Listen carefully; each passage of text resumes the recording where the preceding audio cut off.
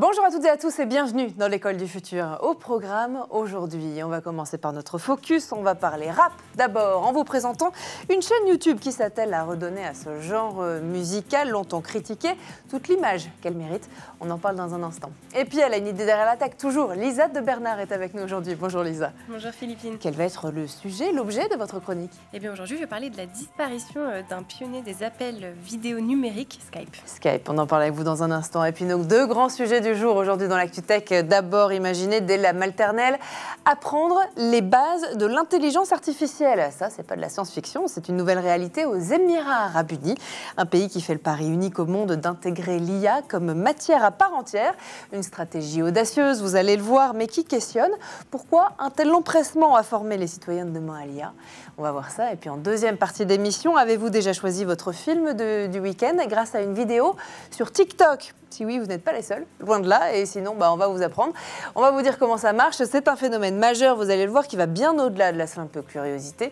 Alors, comment expliquer ce pouvoir de prescription inédit de la part du réseau social? On en parle dans un instant, juste après le focus. Initialement considéré comme un genre musical typique de la banlieue, le rap représente désormais 80% des albums les plus écoutés en France en 2023. Et si on redonnait alors au rap toutes ces lettres de noblesse, celles qu'elles méritent en tout cas, et si finalement les rappeurs étaient peut-être les poètes de notre siècle, c'est en tout cas ce qu'essaye de nous montrer la chaîne YouTube Le Règlement, qui est notre focus du jour. Salut les champions! Si en 1970 nous parlions de disco, en 1980 de rock, eh bien aujourd'hui, la place est au rap. Le Règlement est une chaîne YouTube qui met en lumière ce style musical très critiqué. Entre revues d'albums, critiques ou analyses, tout le rap français est passé au peigne fin. Si on élargit, on se rend vite compte que le rap, c'est le genre musical qui utilise le vocabulaire le plus large de tous, avec près de 500 mots par son en moyenne, contre 300 pour la pop et 200 pour le rock. Eminem utilise un vocabulaire 2 fois plus riche que Céline Dion par exemple. Faut pas comprendre. Bon, c'est pas forcément parce qu'il y a plus de mots que c'est plus intelligent. I know words, I have the best words. Mais il suffit de se plonger dans quelques albums pour se rendre compte que le rap traite avec discernement et honnêteté de thèmes ultra variés comme la réussite, l'amour ou la liberté. Créée en 2016, la chaîne YouTube Le Règlement a pour but de redorer l'image de ce style musical particulier, mettre en avant les textes recherchés, répondre aux clichés les plus répandus ou encore simplement retracer le parcours du rappeur afin de mieux comprendre le sens de ses textes et ses inspirations. Nekfeu dissémine depuis longtemps dans ses textes des idées politiques et des revendications. Mais pour les étoiles vagabondes, il a décidé d'aller beaucoup plus loin. Il s'est pour ça inspiré d'un de ses auteurs préférés, l'écrivain américain Jack London, et de son roman fantastique, Le Vagabond des étoiles. Pour resituer, Jack London, c'est l'auteur de Martin Eden, qui a donné le nom du premier son du premier album de Nekfeu. Et Le Vagabond des étoiles, c'est l'histoire d'un condamné à mort américain qui passe 5 années dans un cachot infâme et qui subit la torture de la camisole de force. C'est un livre engagé qui a eu un impact très important aux États-Unis puisqu'il a entraîné l'interdiction des camisoles dans les prisons et même carrément une réforme du système carcéral californien. Et le Fennec qui est maintenant connu et écouté sans qu'il peut lui aussi avoir un impact direct et important sur les causes qui lui sont chères. Comme il le dit dans Takotsubo. Faut que je sois là pour mes cas sociaux, tout ça me tracasse aussi. Je suis plus ce mec insouciant, j'ai pas connu qu'un suicide. Il n'a donc plus d'autre choix que de revêtir le costume de Ken, le justicier. Véritable phénomène, Le Règlement devient dès son arrivée sur YouTube une vraie star du réseau tout en gardant l'anonymat. Il parle aux jeunes, leur montrant une face qu'eux-mêmes n'avaient peut-être pas découverte, et parle aux plus âgés, faisant ressortir les bons aspects de ce qui n'est pas toujours, comme ils le pensent, péjoratif et dégradant.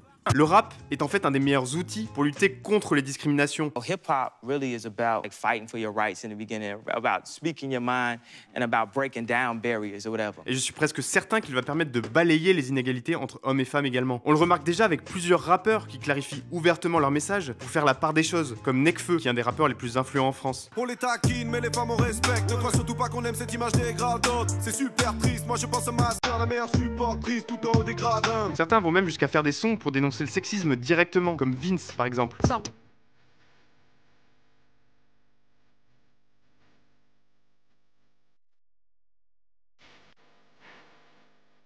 Après 8 ans et plus d'1 200 000 abonnés, Le Règlement laisse maintenant place à plus de créativité et à diversifier son contenu, délaissant les analyses. Mais le youtubeur persiste dans son envie de mettre en avant les bons aspects de ce qui est aujourd'hui le style musical le plus écouté en France. Ceux qui respectent le règlement ne les respectent pas correctement.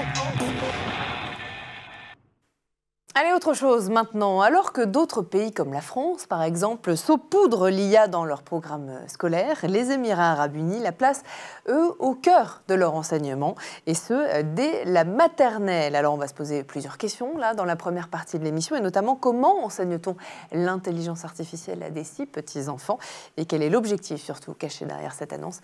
On en parle tout de suite avec Lisa dans la première partie du talk. Lisa, on va en parler avec vous justement. Donc, les Émirats arabes unis vont enseigner, ça y est, c'est officiel, l'intelligence artificielle aux enfants, et ce, dès la maternelle. Qu'est-ce que ça signifie concrètement d'apprendre l'intelligence artificielle quand on est en petite, moyenne ou grande section? Alors déjà, ça suppose d'adapter évidemment cette éducation, puisque l'intelligence artificielle, c'est quand même un sujet assez complexe. C'est clair. Déjà à nos âges, donc dès 4 ans, on imagine que ça peut rapidement devenir très compliqué. Déjà, il faut savoir que ça sera une matière obligatoire, contrairement à ce qu'on a aujourd'hui en France. Vous le disiez, on dissémine un petit peu d'intelligence artificielle à droite à gauche. Là, ça sera vraiment une matière obligatoire. Donc, dès 4 ans, ça sera donc adapté. Donc, ça sera transmis de manière plus ludique aux enfants à travers des histoires, des jeux, des supports visuels pour pouvoir aborder les concepts de base donc de l'intelligence artificielle, même si c'est quand même quelque chose de très complet qui les attend, ces enfants, puisque on aura 7 domaines clés qui seront étudiés à travers cette matière, notamment donc, les concepts fondamentaux, les données et les algorithmes, l'utilisation des logiciels, la sensibilisation bien évidemment à l'éthique, parce que c'est quand même une donnée extrêmement importante. On aura aussi des applications un peu plus concrètes, des conceptions de projets et puis une question autour de la politique et de l'engagement communautaire. Alors, tout ça est très intéressant. Malgré tout, on peut se poser la question de l'objectif, peut-être caché ou plus ou moins assumé, je ne sais pas, derrière cette annonce des Émirats arabes unis. Alors, c'est un objectif complètement assumé, c'est de préparer les jeunes générations à comprendre de manière approfondie ce qu'est l'intelligence artificielle, de manière intuitive aussi, puisqu'en intégrant l'intelligence artificielle aussitôt dans l'éducation, bien évidemment, ça fait partie après des compétences tout au long d'une vie.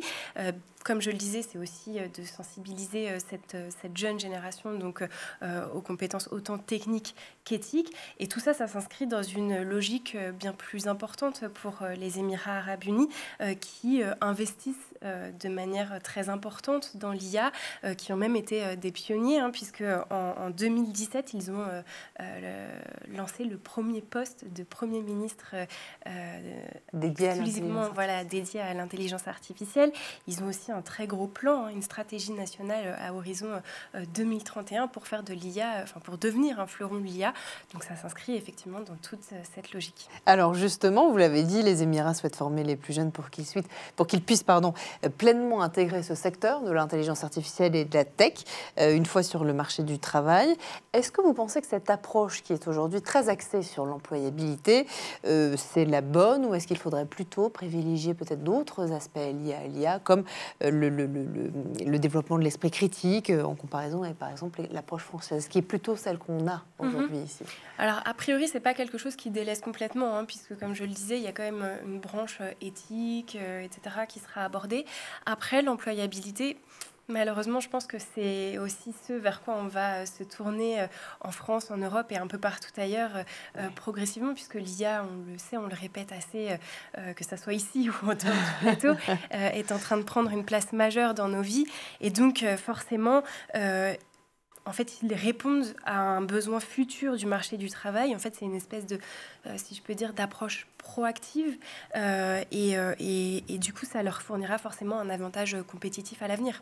Bien sûr, par rapport à d'autres pays, effectivement. Alors, au-delà de l'éducation, les Émirats arabes unis semblent avoir une stratégie, d'ailleurs, vous avez commencé à nous en parler, très ambitieuse en matière d'intelligence artificielle, l'utilisant notamment comme levier de développement majeur pour sortir de la dépendance pétrolière. C'est vrai que là aussi, c'est important.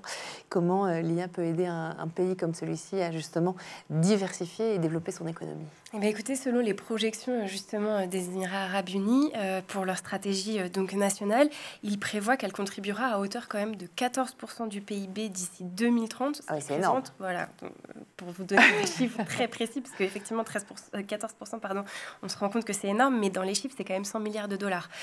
Donc Rien que ça. effectivement, voilà, il parie complètement sur l'IA. Comme je le disais, il y a eu dès 2017 une stratégie qui a été mise en place avec un ministre pour piloter cette transition.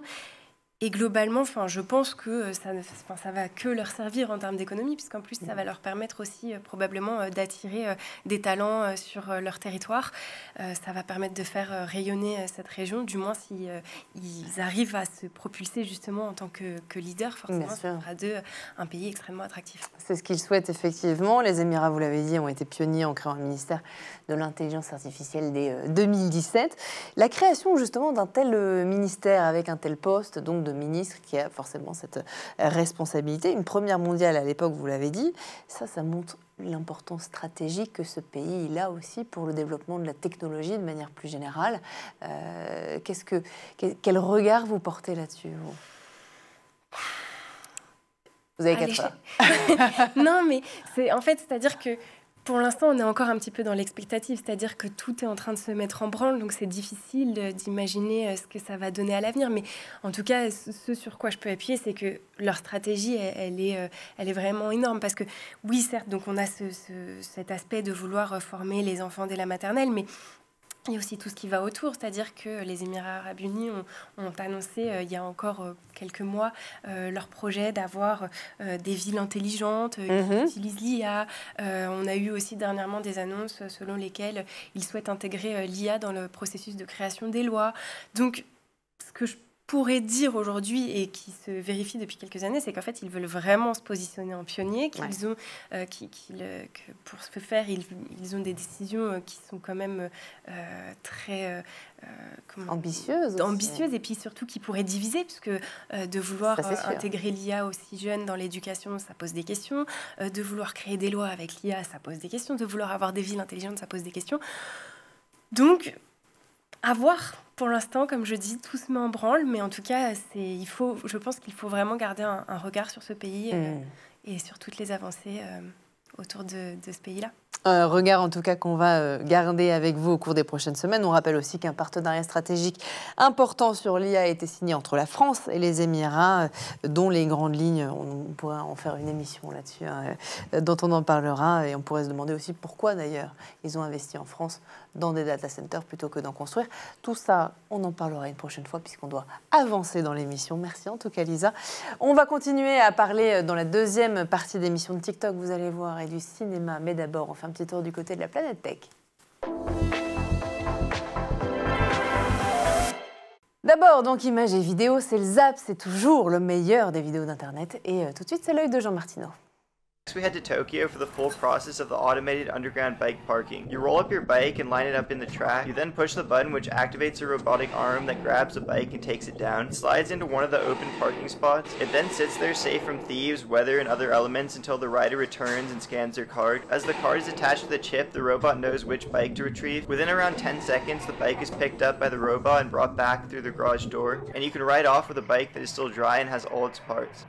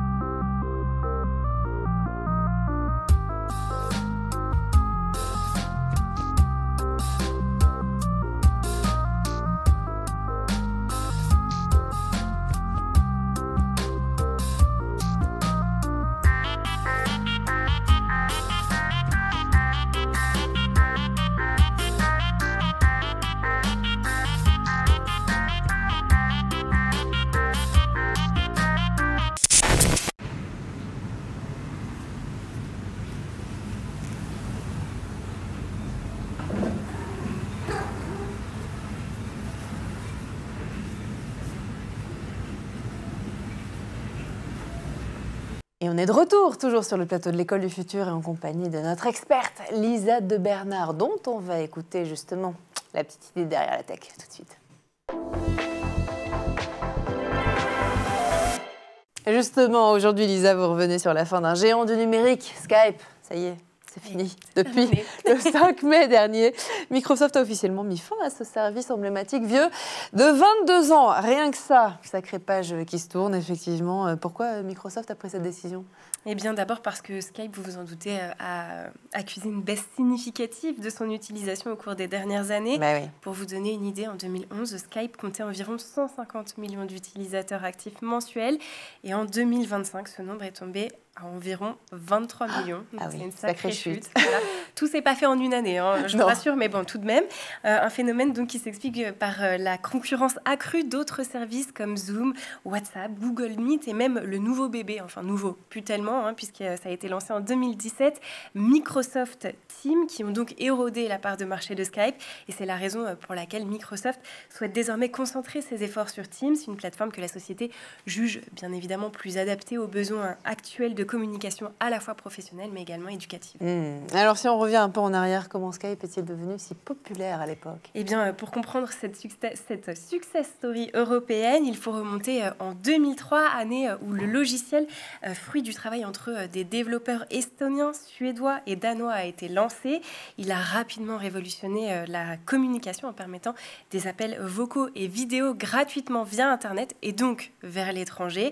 Et pour la petite anecdote, il faut savoir que malgré le fait que Skype ait plutôt bien fonctionné, l'entreprise l'a cédé en 2005 à eBay pour 2,6 milliards de dollars, hein, donc quelques années après son lancement. Et finalement, ce n'est que quelques années plus tard, en 2011, que Microsoft a racheté la poule aux œufs d'or pour la modique somme de 8,5 milliards de dollars. Donc, une belle plus-value au passage pour eBay.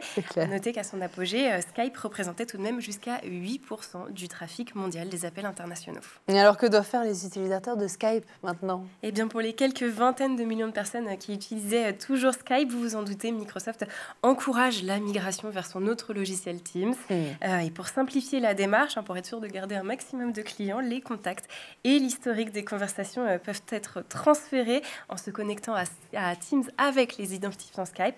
À savoir également que cette exportation de données sera possible jusqu'en janvier 2026. Il nous reste donc quelques mois encore avant la disparition totale de Skype, qui aura été donc un pionnier de la communication en ligne.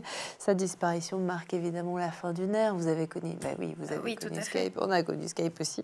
Quoique son influence perdure dans les outils que nous utilisons aujourd'hui, ça c'est clair, effectivement. Merci beaucoup en tout cas, Lisa, pour cette chronique. Et puis on continue à parler de toute façon, tous les deux ensemble, ça s'arrête jamais. On lance la deuxième partie du talk. Deuxième partie du talk avec un autre sujet autour de l'actualité tech mondiale. Aujourd'hui, le cinéma est-il en train de trouver un nouveau souffle grâce à un phénomène inattendu ?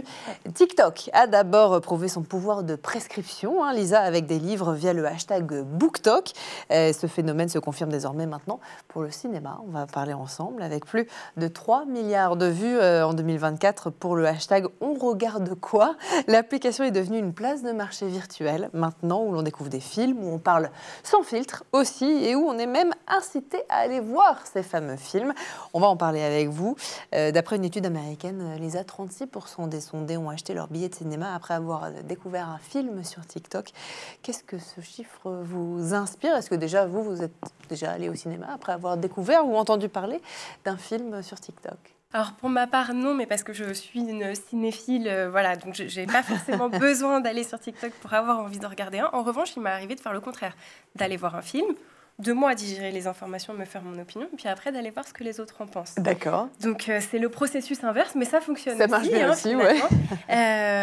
Au-delà de ça, ce qui est intéressant, donc c'est une étude qui est sortie, effectivement, vous le disiez, 36% des utilisateurs achètent un billet en général après avoir vu un film sur TikTok.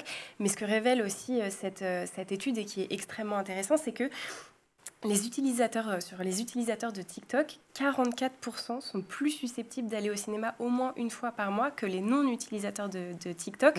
Donc effectivement, même si moi, ça ne fonctionne pas dans ce sens-là, visiblement, ça fonctionne pour beaucoup de jeunes sur la plateforme de consommer un petit peu plus de cinéma grâce à TikTok. Parce qu'effectivement, TikTok regorge de créateurs de contenus spécialisés. Alors j'en parlais en introduction, initialement, on connaissait le BookTok, les contenus spécialisés et créateurs de contenus spécialisés dans les livres, et maintenant spécialisés dans le cinéma. Qui sont-ils, ces créateurs de contenu? Alors pour le coup, on a une variété de créateurs assez importante. Ça va du cinéaste en herbe aux critiques beaucoup plus avisés. Et pareil, sur le type de contenu qu'ils vont proposer, ça va être très divers. On va avoir par exemple des études cinématographiques avec les concepts qui sont abordés, les techniques, les lumières, l'histoire de cinéma, ou alors si on est sur des cinéastes un peu moins aguerris plutôt, je dirais, ça va être des réactions un peu plus à vif, etc. On va aussi avoir des personnes qui ne sont pas du tout spécialisées dans le cinéma, qui sont juste, on va dire, des influenceurs sur la plateforme et qui vont se saisir à un moment ou à un autre d'un film et qui, eux, vont plus influencer, je dirais, par leur force à créer de la tendance, à inciter leur communauté à les suivre. Donc voilà, c'est un panel assez large finalement qu'on retrouve sur TikTok. Alors vous parliez justement de tendance sur TikTok, ce qu'on appelle aussi dans le jargon des jeunes les trends. Les trends. Hein, les trends, exactement, comme celle autour du film Le Consentement, qui a propulsé le film d'un début plutôt timide à un vrai succès. Ça, aujourd'hui, ces créateurs de contenu, ils arrivent à créer des tendances, à emmener, comme vous disiez, tout un tas d'utilisateurs derrière eux et quelque part d'influencer leur opinion aussi. Tout à fait. Ça se passe effectivement à la fois à travers les hashtags, à travers le fait de créer, par exemple, des petites vidéos. Là, je ne pense pas au consentement, je vais revenir dessus, mais je ne sais pas si vous aviez entendu parler du film Saltburn sur Amazon Prime. Et ben, ça avait donné lieu à une espèce de tendance autour d'une des musiques du film, avec beaucoup de jeunes qui se filmaient en train de refaire la même danse. Et tout ça, en fait, ça a agrégé un certain public derrière qui, à force de voir les vidéos arriver dans leur algorithme, se sont dit mais je vais le voir ce film, parce que ce qu'il faut dire, c'est qu'effectivement, ça ne touche pas que le cinéma, ça touche aussi les plateformes. Hein. Bien évidemment, la catégorie film et TV, c'est la 4e la plus consultée sur TikTok. Et donc, pour revenir spécifiquement sur le cas du consentement, qui était extrêmement intéressant, c'est qu'en fait, au tout début de son lancement, le film, finalement, n'a pas engrangé tant de ventes que ça. Sur la première semaine, on n'était qu'à 60 000 entrées. Et grâce au fait que certaines personnes sur la plateforme se soient saisies du film, en 3 semaines, on a vu un pic de vente qui a mené le film à 300 000 entrées quand même en 3e semaine, alors que c'était plutôt un film d'auteur français, c'est-à-dire quelque chose qui n'est pas particulièrement consommé, encore moins par cette génération qui est la génération Z qui est présente sur TikTok. Et en fait, ce phénomène, ça a été dû effectivement au hashtag, comme je le disais, qui a été utilisé plus de 26 millions de fois sur la plateforme. Donc c'est énorme. Voilà. Et ce qui a surtout participé au succès de ce film, c'était tout l'émotionnel en fait que ressentaient les personnes qui allaient le voir. Et donc ça a lancé effectivement une trend où on voyait les jeunes se filmer avant la séance de cinéma, parfois pendant et après. Et évidemment, on voyait l'évolution des émotions. Et c'est ce qui a poussé tout un public dans les salles pour aller voir Le Consentement. Mais c'est pas le seul film, bien évidemment, qui a bénéficié des effets TikTok. Non, effectivement, et on va parler dans un instant. D'abord, il paraît qu'on peut acheter maintenant des places ou des abonnements de cinéma sur TikTok directement. Exactement, les sociétés de production et les distributeurs ont signé en fait des partenariats pour faire partie de ce qu'on appelle Spotlight, une fonctionnalité qui va bientôt arriver en France et qui permet effectivement, comme vous le disiez, d'acheter directement des billets depuis l'application et même, comme je le disais, puisque c'est pas que le cinéma qui est mis en avant, de souscrire à des abonnements de streaming toujours directement depuis l'application en cliquant tout simplement sur un bouton qui est intégré à la vidéo de certains créateurs qui sont approuvés bien évidemment par les distributeurs. Les utilisateurs ont également accès à une page qui leur fournit des infos sur le film, donc le casting, le synopsis, etc. Voilà. Et l'idée, donc, c'est pour les studios aussi, parce qu'il y a une contrepartie pour eux, au-delà d'engranger plus de ventes, ça leur permettra aussi d'accéder à un tableau analytique pour comprendre le comportement des utilisateurs. Pour revenir justement sur ces utilisateurs et puis sur les créateurs de contenu spécialisés dans le cinéma, vous nous avez expliqué qu'ils influencent certaines tendances, certains trends avec des films comme Le Consentement. Il y a aussi d'autres films comme Tout sauf toi, comme Monte Cristo aussi, dont on a beaucoup parlé ces dernières semaines. On comprend que leur avis à ces créateurs de contenu, il crée quelque part un effet boule de neige auprès des utilisateurs et des consommateurs de contenu. Est-ce que ça signifie d'une manière ou d'une autre la fin des campagnes marketing traditionnelles ? Alors, je vais tout de suite désamorcer ça, je pense pas. Je pense que ça fonctionne de pair. Mais il faut quand même se dire que effectivement, ça parle à une génération qui est différente. Il faut se rappeler que TikTok, ça reste les 15-35 ans, globalement, qui sont concernés. Donc déjà, au-delà de 35 ans, le fait d'avoir des campagnes marketing classiques, ça a toujours son intérêt. En revanche, ce qui fonctionne bien pour TikTok, c'est le côté très spontané du contenu qui est proposé. Et donc, effectivement, ça amène un public différent. De plus, pour tout ce qui est distributeur, ça leur permet gratuitement, finalement, d'avoir aussi un autre canal de publicité. Bien sûr. Donc, bien évidemment, non négligeable. Ils ont un intérêt, voilà, tout à fait. En revanche, j'aurais tendance à dire que ça a certaines limites et que effectivement, ça coexiste et ça peut pas être remplacé. Est-ce que TikTok pourrait devenir une plateforme aussi, ou même plus influente pour la découverte de films que les bandes annonces traditionnelles, les critiques de presse ou les recommandations d'amis, peut-être dans la vraie vie, comme vous et moi, hors ligne? Ça, c'est une question qu'on pourrait se poser dans une autre émission. Je pense qu'on continuera à en parler, effectivement, dans les prochaines semaines, parce qu'on le fait toujours, en fait, ensemble. Lisa. Bon, merci infiniment, en tout cas, d'avoir été parmi nous aujourd'hui sur le plateau, comme toujours, dans l'Actu Tech. Merci à vous aussi de nous avoir suivis, à Édouard Degnaud et Dylan Coller, ainsi que toute la régie, d'avoir produit et réalisé cette émission. Et puis nous, comme tous les jours, on se donne rendez-vous, même heure, même chaîne, dès demain. Ciao.